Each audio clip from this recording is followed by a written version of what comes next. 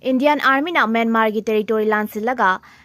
Nscn ke YA gi camta drone strike CHATTHAKHRE manga hatkre. Indian Army na Arunachal Pradesh ki lonaba Myanmar gi territory da leiba Nscn ke YA gi camta ngarang numidang wairam akanba muongda pak sana drone bombing sathaduna attack CHATTHAKHRE. Attack aduda lal haurup asigi senior leader ama yamna tamthina sokle aduga mahaki bodyguard ahum yauna cadre ahumna sire haire. Pau asina makhatana haribana Indian Army na attack CHATTHAKHIba Nscn KYA gi camp asi handakta ikui kuidana tha asigi taratarukta Myanmar ga lonariba Arunachal Pradesh ki Sanglang district ke manung chanba Manmauda leiba Assam Rifles ke company operating base COB da attack CHATTHAKHIBada chenaba loop adugi cadre sing sangjafam lauraga leiriba mafam amane Assam Rifles da attack CHATTHARAMBA Nscn KYA gi cadre sing adu mafam aduda leire haibagi akanaba pau ama fangwadage ngarang nimidang wairam akanba moong da pak sana drone bombing CHATTHAKHIBane maduda Nscn KYA gi camp adu chauna amang ata thokpada natana loop asigi senior leader ama yauna thina soke adu kedar mangana lekidabani haire Indian Army na Nscn KYA gi camp aduda pak sana drone bombing CHATTHAKHIBA adugi matangda Indian Army gi makaidagi official oiba confirmation amata fangba leite adubu high level intelligence ki source amagi matung inna advanced surveillance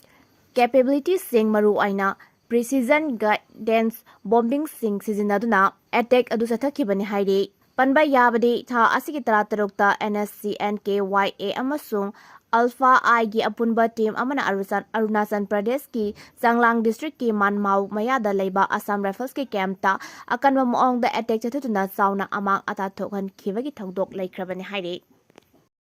Kumai gi khudong sabal loguna laingak na lepa potchai gi maman thelam daba dukan singi mathakta mahiroi loop taruk ki THOUMI sengna drive CHATTHAKHRE Kumai gi khudong sabal loguna yoningba mamalda pot jolamba amade laingak na lepa maman thelam daba khwairambal kaithel gi akoibada leiba dukan singi mathakta mahiroi loop taruk MSU MSF KSA Desham Suk amade AEMS ki THOUMI singna drive CHATTHAKHRE drive adugi manung sanna CAF and PD department na lepa mamal miyam khangna thelam daba dukan sing ngahak ki waina thong thinganduna police ta sinaraga price list thelhanduna amukhana dukan thong hanganke drive aduda saruk yakiba mahiroi loop taruk adugi coordinator amade MSF ke president su oiriba hizam rosan afungdokhibada ningon chaku bokumai asida potjai gi maman hena yondanaba amade lengakna lepa maman dukan mamangda thetuna thamnaba mahiroi loop taruki maikaidige dukan famliva singda khanganduna lakhibani haike mahakna makhatana haikibada lalon itik tawriba miyuisingnasu miyamgi awaba yenglaga chap saba mamalda potjon biu maduna trabadi miyoi sing adu kunai miyam gi mayokta leivani haina logani nakalamaramda kunai asigi yellow fruit singi aso bokumai sing lakpada iramdam asida putok saba polam singda hena mijeng thaminasi masina kumhai adugi masak hena takpada mateng oibagi mathakta senmit londa mipal tangdaba ngamgani loinana ningol chaku bukumhai na lakpada lamdam asigi yellow furup masilgi marakta singsep thaduna khana na basiliba singpunna khangminnaduna apunba Manipur ama oiminna ba hona minasi haina sum hakna makhatana phungdokhe Muivah gi loinabi pakahau Muivah yauna advance team Manipur da thunglare IM gi antokil launcher Muivah Dimapur da gi helicopter na Urkhul da Hayang Ayuk thunglagani Sahi yankhai gi matungda ahanba oina Nscn IM gi atokil launcher Twinganglen Muivah Hayang Ayuk Dimapur da gi helicopter tongtuna Urkhul district headquarters da thunglagani Mahaki khongset asigi mangzawnana team oina mahaki loinabi pakahau Muivah yauna security guard sing ngasi ayuk Manipur da thunglare team adu ngasi ayuk herbondagi Kohima fauduna laklaga mau yoksilake mafam aduda nagagi lusingba mayam amana IM gi flag paiduna harautayamna okay Makhoi tadubi tongloi lambida Urkhul gi damak numit jungba aduwaida senapati thadoke pau asina makatana hai Atokilonsar Hayang Numit Jungba Matamda Ukrul District Headquarters ta pangthokpa miyamgi mifam amada wangang lagani nungthingi pung ahunga minit kuntra taba matamda Muivah mafamdudagi mahaki pungnapam lamdam somdal khulda chatkani khongsat adusu mahak helicopter da oina sakadori nungthingi pung mari tabada mahapu masing yamlaba mafamdugi miyamna haraute amna okadori Nscn ki lusingba Tunganglen Muivahna Ukrul District ki somdalda sayol amarom laigani mahak tha asigi kunmapanda ayuk pung mapanga minit kuntra tabada somdaldagi helicopter tongduna laklaga ayuk pung tarada Senapati District Headquarters ta tunglagani numit adumaki ayuk pung 13 minit kuntra satpada public meeting amada wangangani October kunmapan asimaki nungtil pung amaga minit kuntra tabada mahak Dimapur gidamak Senapati thadokhigan haina official oiba pau amana haire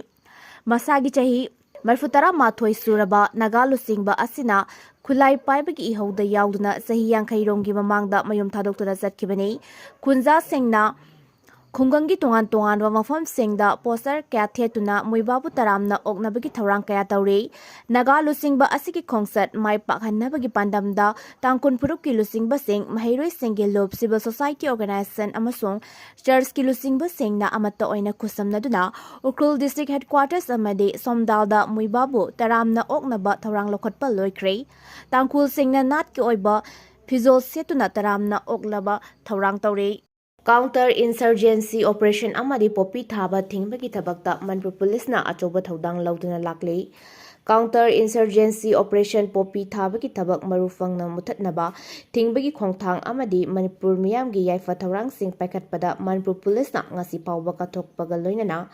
maroiba thaudang lauduna lakli haina Manipur gi Governor Ajay Kumar Balana phongdokre wafam asi samga kuntra mari raksuba Manipur Police ki Raising Day ki thoranga mari lenena ahanba Manipur Rifles ki parade ground da pangthokhiba thoramda phongdokhibani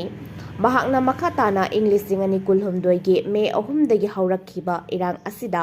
Manipur Police na singthaningai oiba thaudang lauduna Manipur miyam gi punsi lanthum amasung state asige law and order gi fibam ngakna ngasi fawba lakle asigumba Manipur Police ki singthaningai oiraba thabak thoram sing asida Manipur miyam nasu Manipur Police po singtha famtho I haina phongdoke amaromda thoram aduga mari lenena Manipur Police ki Director General of Police DGP Rajiv Singhana phongdokhibada English singani kulhumdoi gi May 3 dagi Manipur tholakhiba irang asida Manipur Police na SINGNABA thodok mayokladna lakli adubu SINGNABA sing adu atopa security force singi matengal loinana Manipur Police ki personnel singna mayokladuna lakli Houjikti lamdam asida tamatamna mahousagi phipamda hanjilakpa haure Police tagi lakhiba nongmai sing ayambana lokhatle amade nongmai lising amaga humputara Taret Nipan Rom surrender Taurakre Haina Phongdoke Thoramadu MLA Singh Manipur Chief Secretary Dr. Pudit Kumar Goel Security Advisor Kuldeep Singh Amade Lengake Atei Maru Oiba Makok Thongba Officer Singh Susarugyake Governor Thoramadu Marilena Mathau Ningthina Pangthokpa Police Station Battalion Amasung Police Personnel Singda Tongan ba Trophy Singh Kusinnaduna Ikai Kumnaba Utke Manipur gi Houjik Oiriba law and order nampuda fahanbani ojoi sen kharagi damakta micham kaya ama hatokpagi mami samas asida Houjik sauna tari loinana Manipur gi Houjik Oiriba law and order ki fibam ase nampuda fahanbani haina veteran politician Ojai na phongdokre kawada leiba veteran politician Ojai gi mayumda pangthokhiba paumisinga unaba amada mahakna iramdam asigi fibam amadi Mihat thina hatok pikraba Dr. Rita gi mihat adubu yaningdam phongdokpaga loinana Manipur gi puwari ga sagon nariba Manipur gi rasbari thugai khiwaga mari leinana yaningdaba sing phongdoke veteran politician Ojoina haike ya school dagi Dr. Rita gi mihat asi akan momong da condemn tawi mari leinaba singna kupna yengsen phamthoi loinana yumda nupi singna mathanta lehobada safe oiribra haibagi asoba wahang amal lakle asigumba thawong asina Miyam Singh mayumda mathanta lehobada akiba fawale masigumba fatraba thawong sathariba singe mathakta para ama ꯇꯝꯕꯤꯐꯝ ꯊꯣꯛꯏ ꯁꯦꯜ ꯈꯔꯒꯤꯗꯃꯛꯇ ꯁꯝꯖꯔꯕ ꯃꯤꯑꯣꯏꯁꯤꯡꯒꯤ ꯄꯨꯟꯁꯤꯕꯨ ꯀꯩꯁꯨ ꯂꯩꯇꯅ ꯈꯟꯕꯒꯤ ꯃꯑꯣꯡ ꯑꯃ ꯈꯨꯟꯅꯥꯏ ꯑꯁꯤꯗ ꯆꯥꯎꯅ ꯃꯃꯤ ꯇꯥꯔꯤ ꯃꯁꯤ ꯁꯦꯝꯗꯣꯛꯇꯨꯅ ꯑꯥꯏꯟ ꯂꯩꯔꯤ ꯍꯥꯏꯕ ꯑꯁꯤ ꯑꯩꯈꯣꯏꯒꯤ ꯂꯩꯕꯥꯛ ꯑꯁꯤꯗꯗꯤ ꯃꯃꯤ ꯇꯥꯗꯕꯒꯨꯝꯅ ꯎꯔꯤꯕ ꯑꯁꯤꯁꯨ ꯆꯨꯝꯊꯣꯛꯄ ꯗꯔꯀꯥꯔ ꯑꯣꯏ ꯑꯥꯏꯟ ꯂꯩꯇꯕ ꯃꯥꯒꯤ ꯑꯅꯤꯡꯕ ꯑꯄꯥꯝꯕꯗ ꯑꯗꯨꯃꯛ ꯇꯧꯗꯨꯅ ꯂꯩꯅꯕꯒꯤ ꯃꯑꯣꯡ ꯑꯃꯗ ꯂꯩꯅꯔꯤꯕ ꯑꯁꯤ ꯂꯥꯏꯕꯛ ꯊꯤꯕꯅꯤ ꯊꯧꯗꯣꯛ ꯑꯁꯤꯒꯤ ꯃꯇꯥꯡꯗ ꯃꯔꯤ ꯂꯩꯅꯕꯁꯤꯡꯅ ꯇꯨꯃꯤꯟꯅ ꯂꯩꯁꯤꯟꯕ ꯌꯥꯔꯣꯏ ꯑꯆꯨꯝ ꯑꯔꯥꯟ ꯊꯤꯗꯣꯛꯇꯨꯅ ꯃꯔꯥꯜ ꯂꯩꯕꯁꯤꯡ ꯃꯇꯤꯛ ꯆꯥꯕ ꯗꯟꯗꯤ ꯄꯤꯁꯤ ꯍꯥꯏꯅꯁꯨ ꯐꯣꯡꯗꯣꯛꯈꯤ ꯃꯍꯥꯛꯅ ꯃꯈꯥ ꯇꯥꯅ ꯍꯥꯏꯈꯤꯕꯗ ꯍꯧꯖꯤꯛ ꯑꯣꯏꯔꯤꯕ ꯃꯅꯤꯄꯨꯔꯒꯤ ꯐꯤꯚꯝ ꯑꯁꯤꯗ ꯂꯣ ꯑꯦꯟ ꯑꯣꯔꯗꯔꯒꯤ ꯐꯤꯚꯝ ꯑꯁꯤ ꯐꯒꯠꯂꯦ ꯍꯥꯏꯔꯤꯕ ꯑꯁꯤ ꯐꯕ ꯃꯥꯜꯍꯟꯕ ꯍꯣꯠꯅꯕ ꯂꯣ ꯑꯦꯟ ꯑꯣꯔꯗꯔꯅꯤ ꯅꯝꯐꯨꯗ ꯍꯥꯏꯕ ꯌꯥꯅꯕ ꯐꯍꯟꯕ ꯂꯣ ꯑꯦꯟ ꯑꯣꯔꯗꯔꯅꯤ ꯍꯧꯖꯤꯛ ꯑꯩꯈꯣꯏꯅ ꯂꯣ ꯑꯦꯟ ꯑꯣꯔꯗꯔꯒꯤ ꯐꯤꯚꯝ ꯐꯒꯠꯂꯦ ꯑꯃꯗꯤ ꯇꯪꯗꯨ ꯂꯩꯇꯥꯕ ꯂꯝꯕꯤꯗ ꯍꯜꯂꯛꯂꯦ ꯍꯥꯏꯔꯒꯁꯨ ꯅꯦꯁꯅꯦꯜ ꯍꯥꯏꯋꯦ ꯂꯝꯕꯤꯁꯤꯡ ꯆꯠꯄ ꯌꯥꯗꯅ ꯑꯗꯨꯃꯛ ꯂꯩꯔꯤ IDPꯁꯤꯡ ꯃꯌꯨꯝꯗ ꯍꯟꯖꯤꯟꯕ ꯉꯝꯗ꯭ꯔꯤ ꯍꯥꯏꯅꯁꯨ ꯐꯣꯡꯗꯣꯛꯈꯤ ꯅꯥꯀꯜ ꯑꯃꯔꯣꯝꯗ ꯍꯧꯖꯤꯛ ꯃꯐꯝ ꯈꯨꯗꯤꯡꯃꯛꯀꯤ ꯂꯝꯕꯤꯁꯤꯡꯒꯤ ꯑꯣꯏꯔꯤꯕ ꯐꯤꯚꯝ ꯑꯁꯤ ꯑꯗꯨꯛꯀꯤ ꯃꯇꯤꯛ ꯐꯠꯇ꯭ꯔꯦ ꯂꯩꯔꯤꯕ ꯄꯣꯠꯍꯣꯜ ꯑꯃꯗꯤ ꯑꯀꯥꯏ ꯑꯇꯣꯏ ꯀꯌꯥ ꯃꯦꯟꯅꯕ ꯍꯣꯠꯅꯔꯒꯁꯨ ꯍꯥꯟꯅ ꯃꯃꯥꯡꯗ ꯊꯕꯛ ꯇꯧꯕ ꯃꯇꯝꯗ ꯆꯦꯛꯁꯤꯟꯅ ꯇꯧꯕ ꯑꯃ ꯆꯪꯏ ꯀꯥꯏꯊꯔꯛꯂꯤꯕ ꯁꯦꯟꯐꯝꯒ ꯁꯨꯔꯤꯕ ꯊꯕꯛꯀ ꯆꯥꯟꯅꯔꯛꯇꯕꯗꯒꯤ ꯍꯧꯖꯤꯛ ꯄ꯭ꯔꯖꯥꯁꯤꯡꯅ ꯆꯠꯊꯣꯛ ꯆꯠꯁꯤꯟ ꯇꯧꯕꯗ ꯈꯨꯗꯣꯡꯆꯥꯗꯕ ꯀꯌꯥ ꯑꯃ ꯅꯪꯂꯤꯕꯅꯤ ꯋꯥꯛ ꯄ꯭ꯔꯣꯒ꯭ꯔꯥꯝ ꯑꯃꯠꯇ ꯌꯥꯎꯗꯅ ꯇꯧꯔꯛꯂꯤꯕ ꯁꯦꯡꯁꯟ ꯑꯗꯨꯒ ꯁꯨꯔꯤꯕ ꯊꯕꯛ ꯑꯗꯨꯒ ꯈꯦꯟꯅꯕ ꯌꯥꯝꯅ ꯎꯏ ꯃꯃꯥꯡꯗ ꯁꯨꯈꯤꯕ ꯊꯕꯛꯁꯤꯡꯗ ꯏꯟꯖꯤꯅꯤꯌꯔ ꯑꯃꯠꯇ ꯌꯥꯎꯗꯅ ꯊꯕꯛ ꯄꯪꯁꯨꯗ ꯁꯨꯖꯤꯟꯈꯤꯕꯅꯤ ꯇꯨꯡ ꯀꯣꯏꯅ ꯑꯐꯕ ꯂꯝꯕꯤ ꯑꯃ ꯁꯦꯝꯒꯦ ꯍꯥꯏꯔꯕꯗꯤ ꯃꯨꯟꯅ ꯈꯜꯂꯒ ꯊꯕꯛ ꯄꯥꯡꯊꯣꯛꯄꯤꯌꯨ ꯍꯥꯏꯅꯁꯨ ꯃꯍꯥꯛꯅ ꯃꯈꯥ ꯇꯥꯅ ꯐꯣꯡꯗꯣꯛꯈꯤ ꯕꯦꯅꯤꯐꯤꯁꯔꯤꯒꯤ ꯂꯤꯁꯇ ꯁꯥꯁꯤꯟꯅꯕ ꯃꯤꯡ ꯌꯥꯎꯔꯝꯂꯦ ꯏꯝꯐꯥꯜ ꯏꯁ ꯗꯤꯁꯇ꯭ꯔꯤꯛꯀꯤ ꯃꯅꯨꯡ ꯆꯟꯕ ꯊꯣꯡꯖꯨ ꯑꯦꯁꯦꯝꯕ꯭ꯂꯤ ꯀꯣꯟꯁꯇꯤꯇ꯭ꯌꯨꯑꯦꯟꯁꯤꯒꯤ ꯇꯣꯔꯕꯥꯟ ꯈꯦꯇ꯭ꯔꯤ ꯂꯩꯀꯥꯏ ꯖꯤꯄꯤꯅ ꯀꯣꯟꯕ ꯃꯐꯝꯁꯤꯡꯗ ꯖꯜ ꯖꯤꯋꯟ ꯃꯤꯁꯟꯒꯤ ꯕꯦꯅꯤꯐꯤꯁꯔꯤ 939ꯒꯤ ꯂꯤꯁ ꯐꯣꯡꯕꯗ ꯁꯥꯁꯤꯟꯅꯕ ꯃꯤꯑꯣꯏ ꯆꯥꯗ 30 ꯌꯥꯎꯔꯝꯕ ꯊꯦꯡꯅꯔꯦ ꯍꯥꯏꯅ ꯁꯣꯁꯤꯌꯦꯜ ꯑꯦꯛꯇꯤꯚꯤꯁꯠ ꯁꯦꯔꯥꯝ ꯅꯤꯀꯦꯔꯅ ꯐꯣꯡꯗꯣꯛꯈ꯭ꯔꯦ ꯁꯤꯡꯖꯃꯩ ꯈꯦꯇ꯭ꯔꯤ ꯂꯩꯀꯥꯏꯗ ꯂꯩꯕ ꯃꯌꯨꯝꯗ ꯄꯥꯡꯊꯣꯛꯄ ꯄꯥꯎꯒꯤ ꯃꯤꯐꯝ ꯑꯃꯗ ꯃꯍꯥꯛꯅ ꯍꯥꯏ ꯖꯜ ꯖꯤꯋꯟ ꯃꯤꯁꯟ ꯄꯣꯔꯇꯦꯜꯒꯤ ꯑꯣꯐꯤꯁꯤꯌꯦꯜ ꯋꯦꯕꯁꯥꯏꯠꯇ ꯇꯣꯔꯕꯥꯟ ꯈꯦꯇ꯭ꯔꯤ ꯂꯩꯀꯥꯏ ꯒ꯭ꯔꯥꯝ ꯄꯟꯆꯥꯌꯠꯀꯤ ꯑꯄꯨꯟꯕ ꯌꯨꯝꯊꯣꯡ 1,063 ꯂꯩꯕꯒꯤ ꯃꯅꯨꯡꯗ ꯁ꯭ꯀꯤꯝ ꯑꯁꯤꯒꯤ ꯃꯈꯥꯗ ꯌꯨꯝꯊꯣꯡ 959ꯗ ꯇꯣꯇꯤ ꯏꯁꯤꯡ ꯐꯪꯍꯜꯂꯦ ꯍꯥꯏꯅ ꯃꯌꯦꯛ ꯁꯦꯡꯅ ꯄꯜꯂꯤ ꯑꯪꯒꯟꯋꯥꯗꯤ ꯕꯜꯋꯥꯗꯤ ꯁꯦꯟꯇꯔ 13 ꯑꯃꯁꯨꯡ ꯁ꯭ꯀꯨꯜ ꯑꯃꯗ ꯇꯣꯇꯤ ꯏꯁꯤꯡ ꯐꯪꯍꯜꯂꯦ ꯍꯥꯏꯕ ꯃꯐꯝꯁꯨ ꯋꯦꯕꯁꯥꯏꯠꯇ ꯃꯌꯦꯛ ꯁꯦꯡꯅ ꯄꯜꯂꯤ ꯒ꯭ꯔꯥꯝ ꯄꯟꯆꯥꯌꯠ ꯑꯁꯤꯅ ꯀꯣꯟꯕ ꯆꯥꯗ 50 ꯔꯣꯝꯗ ꯍꯧꯖꯤꯛ ꯐꯥꯎꯕ ꯇꯣꯇꯤ ꯏꯁꯤꯡ ꯐꯪꯗ꯭ꯔꯦ ꯑꯃꯁꯨꯡ ꯕꯦꯅꯤꯐꯤꯁꯔꯤꯁꯤꯡꯒꯤ ꯂꯤꯁꯇ ꯁꯥꯁꯤꯟꯅꯕ ꯃꯤꯑꯣꯏ ꯀꯌꯥꯃꯔꯨꯝ ꯌꯥꯎꯔꯤ ꯍꯥꯏꯅꯁꯨ ꯃꯍꯥꯛꯅ ꯐꯣꯡꯗꯣꯛꯈꯤ MPCCꯒꯤ ꯁ꯭ꯄꯣꯛꯄꯔꯁꯟꯁꯨ ꯑꯣꯏꯔꯤꯕ ꯁꯦꯔꯥꯝ ꯅꯤꯀꯦꯟꯅ ꯍꯥꯏꯈꯤꯕꯗ ꯃꯐꯝꯗ ꯍꯛꯊꯦꯡꯅꯅ ꯆꯠꯇꯨꯅ ꯚꯦꯔꯤꯐꯤꯀꯦꯁꯟ ꯇꯧꯗꯅ ꯕꯦꯅꯤꯐꯤꯁꯔꯤꯒꯤ ꯂꯤꯁ ꯁꯦꯝꯂꯤꯕꯅꯣ ꯍꯥꯏꯕꯁꯤ ꯍꯪꯅꯤꯡꯉꯥꯏ ꯑꯣꯏꯕ ꯋꯥꯍꯪꯅꯤ ꯃꯤꯌꯥꯝꯒꯤ ꯆꯥꯎꯈꯠ ꯊꯧꯔꯥꯡ ꯄꯥꯏꯈꯠꯅꯕꯒꯤ ꯃꯤꯡꯗ ꯌꯥꯝꯂꯕ ꯁꯦꯟꯐꯝ ꯑꯃ ꯑꯔꯥꯟꯕ ꯃꯑꯣꯡꯗ ꯁꯤꯖꯤꯟꯅꯈ꯭ꯔꯦ ꯍꯥꯏꯅꯁꯨ ꯃꯔꯥꯜ ꯁꯤꯔꯛꯂꯤ